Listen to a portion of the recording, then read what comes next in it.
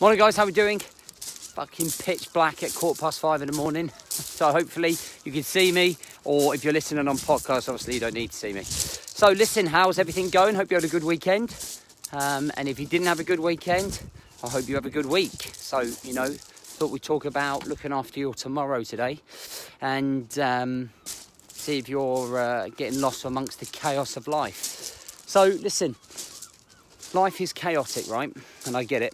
And it was really great to have James down at the weekend. So James won a competition a few months ago, to come down and train me for the day. James was a policeman. He came down. He's dad of two lovely children, and gets lost a little bit when it comes to structure. He knows what he's meant to be doing, but it's very chaotic life. His job role is very important, but very demanding as well. And his wife has a similar role. This way, DB, let's go. Jesse, let's go. And it sometimes can be very difficult to make sure that you're looking after yourself and getting the things done that you want to get done in your head because of life. Life is chaotic. We're trying to juggle so many different things. We're trying to juggle work stress or carry work stress, where we are under pressure to maybe get results through work. Maybe we're not under pressure. Maybe we're just working all hours under the sun. Maybe we don't enjoy our job, and maybe we feel pretty miserable about that. Waking up to go to a job where we spend most of our lives is not exactly inspiring us, is it? It's not motivating us. We're not feeling like up and ready to go and ready up and at 'em. And, that can cause a lot of stress and chaos amongst your life as well. Maybe you have got a relationship or a marriage that isn't going well, and that's not a great environment to be in. Maybe it's because you're stuck in a rut because of that. You don't know. Whatever circumstances in life brings, it's chaos. There's no getting around that. And that's just real life. That's just what we have to face. I don't know many people, if any, that stroll through life from waking up in the morning, going to bed, that don't have issues of some sort. Now, when we look at the problems, most of them are caused in three different ways. And I was reading about this last night in my book, The Chimp Paradox. So if you haven't read The Chimp Paradox, it's a great book for you to read. And we look at three different problems or stresses, and it kind of comes down to your self problem, as in problems that you create in your own head. So you versus you, self-sabotage, down those lines. Circumstances, so kind of like what we just talked about, employment, you're running your own business, relationships, anything along those lines. And then other people, i.e. fuckwits. All right, so when we look at these things, and these are generally where our problems and our stresses come from. And because of them, because we get consumed by these things and we get distracted by these things and we get caught up and wrapped up in it, we forget to look after ourselves and we forget to look after our tomorrow. So when I talk about looking after you tomorrow, are you thinking about your future, or are you just very tunnel visioned right now about your health? In the back of your head, that you need to do more to make sure your cholesterol's kept down. You need to do more to make sure your blood pressure is kept down. You need to do more to make sure you're not keep putting on body fat, that your mobility doesn't suffer, which then ironically makes your back suffer and then your knees suffer. And what tends to happen is that because we're so consumed, we're not looking further afield than just the day, just then what's right in front of us. And there's three types of vision. I always talk to clients that I work with a little bit more personal about vision. Now, if I was to stand in front of the phone like this, or a tree, and I was only 6 inches away from it, you only get to see the bark that's on the tree. And for a lot of people, because they're just stressed and they're consumed and they haven't taken that step back to just breathe and think about and look around them,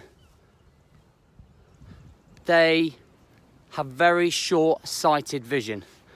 So they're not looking further ahead, they're not looking down the line. All they can see is what's right in front of them, and they're just reacting, just coping, and that causes a lot of stress, and that causes a lot of overwhelm.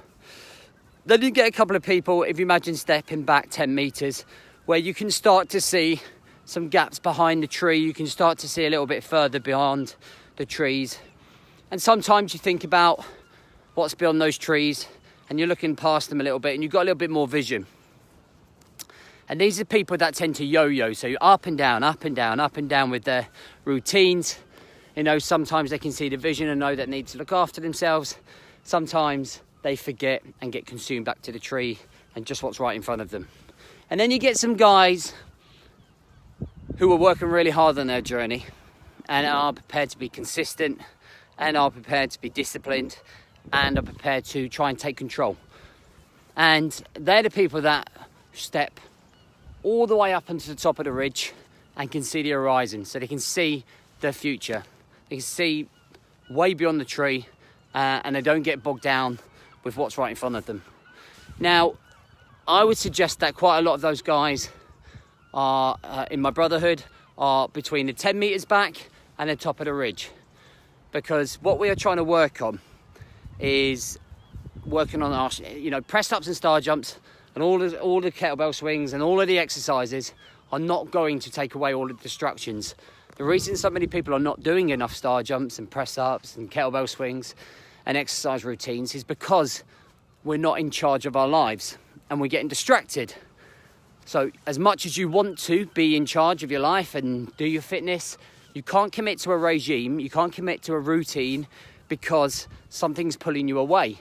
And if you think about the three areas that I talked about, it's either yourself, it's either somebody else, or it's a circumstance that is distracting you and pushing you in a different direction. So in turn, you are forgetting yourself. Jesse, Dibby, come here, please. Quickly, let's go. And that can have a detrimental effect on your health, okay, on your headspace, your vision, your parenting, your energy levels.